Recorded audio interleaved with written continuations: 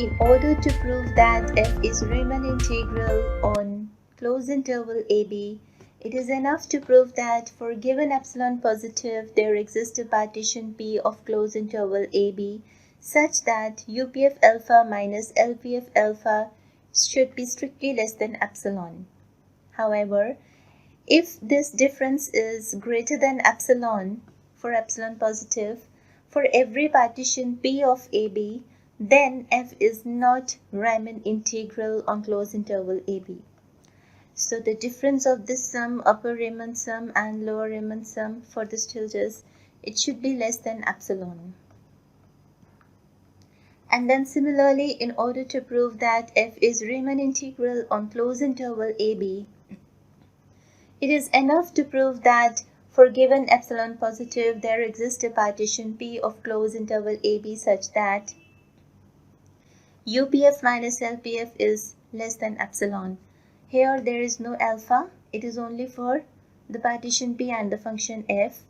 But if this difference is greater than epsilon for every partition P of closed interval AB, then f is not Riemann integral on closed interval AB.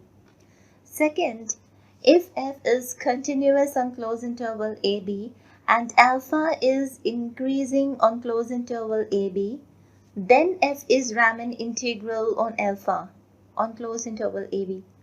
Every continuous function on closed interval AB is Riemann integral. This is very important result. Some of the examples, almost in every example, we are going to use this result that every continuous function is Riemann integral.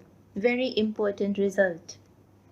Third, if f is monotonic on closed interval AB and alpha is continuous and increasing on closed interval AB, then f is Riemann integral on closed interval AB.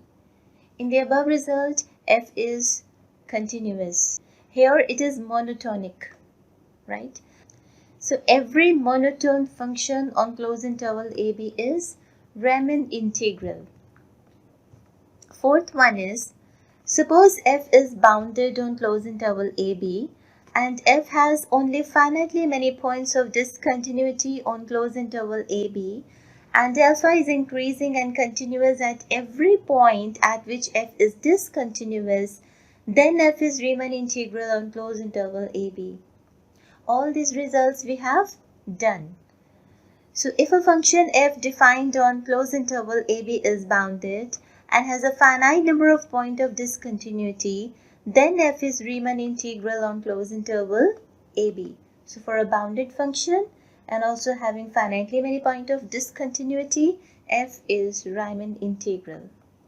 Fifth result is integration from 0 to k fx d zint of x is equal to, the formula is, take the summation from n going from 1 to k on f of n. Sixth, again it is a result, integration from a to b fx d alpha x is equal to integration from a to b f of x alpha dash x dx. Seventh, if f is Riemann integral over g on closed interval AB, then g is Riemann integral over f. And integration from a to b g df is equal to f of b g of b minus f of a g of a minus integral from a to b f dg. If there is g df, then on the right hand side it should be f dg, right?